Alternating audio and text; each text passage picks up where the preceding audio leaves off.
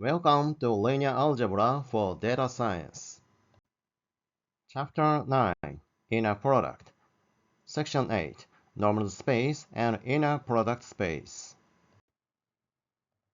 When you stretch out your arms, you know how far they go. But what if I told you that, in mathematics, not all distances behave the way we expect? Sometimes, the way we measure distance does not reflect the true structure behind the space. In today's lecture, we will explore the difference between normed spaces and inner product spaces, and why this difference is not just technical, but deeply important. So far, we've explored inner products and how they give rise to vector norms, or the length of a vector.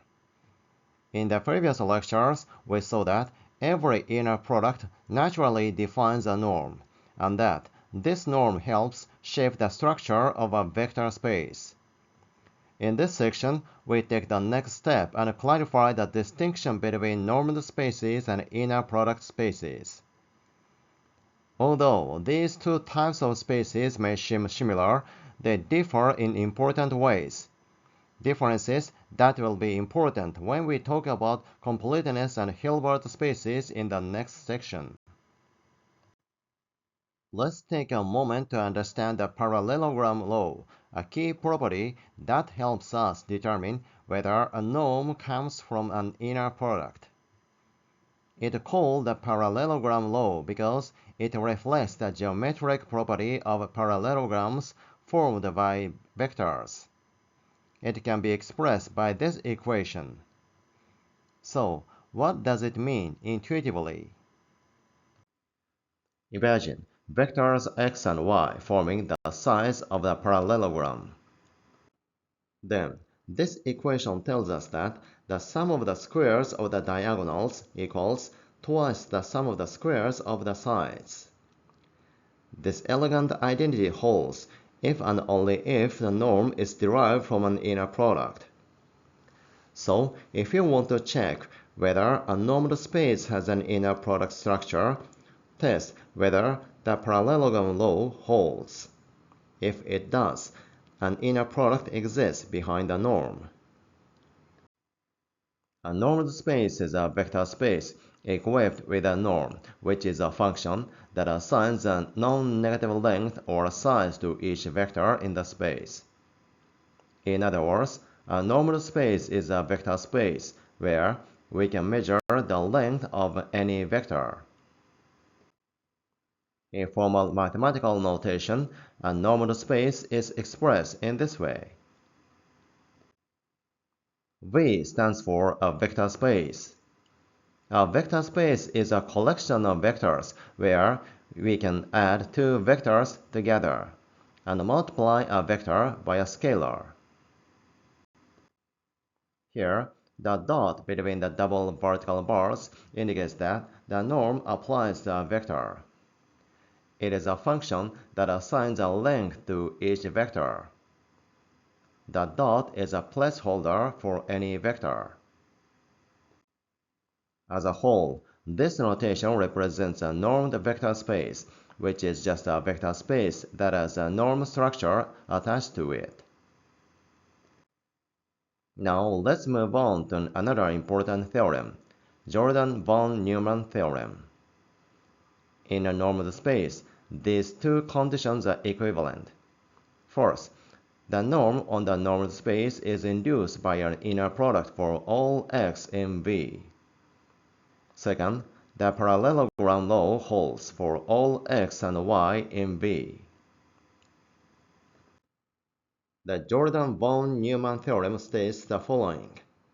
If the norm comes from an inner product, the parallelogram law must hold.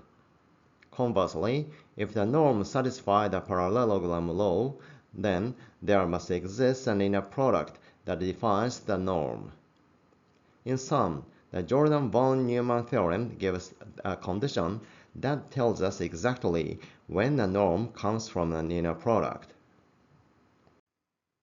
Let's now clarify the relationship between inner product spaces and normed spaces. Here's the key idea. every inner product space is a normed space. But not every normed space is an inner product space. Why is that? Because if we have an inner product, we can always define a norm from it. For a vector v, we can define a norm in this way. So, every inner product space automatically becomes a normed space. However, the reverse does not always hold. Even if a norm is defined on a space, it does not mean that norm comes from an inner product. Whether such an inner product exists depends on certain properties of the norm. To see this distinction more clearly, let's look at a concrete example of a norm that does not come from an inner product, the L1 norm. This is also known as Manhattan distance, and it is defined in this way. That is, you simply sum the absolute values of the vector's components. For example, if x equals 3 minus 4, the L1 norm of x1 equals the absolute value of 3 plus the absolute value of minus 4 equals 7. The key point is that this norm does not come from any inner product, because it fails to the parallelogram law, which is a necessary condition for a norm to be derived from any inner product. The parallelogram law states the following. This equation holds only if the norm is induced by an inner product. But with the L1 norm, this law does not always hold, which proves that it cannot come from an inner product. So, the L1 norm serves as a clear example of a normed space that is not an inner product space. So, why is this distinction between inner product spaces and normed spaces important?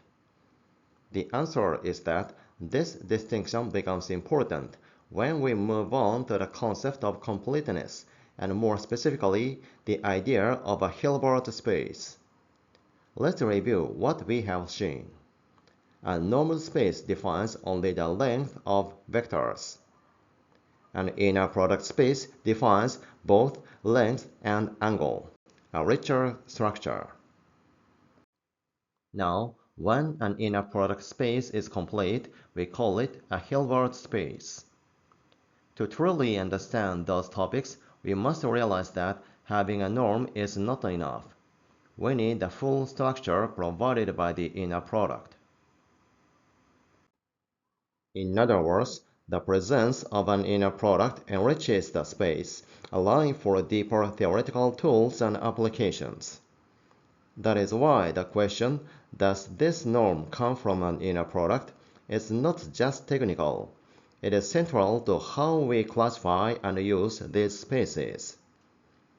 By grasping this difference now, you will be much better prepared for what's coming next, completeness and the idea of Hilbert spaces.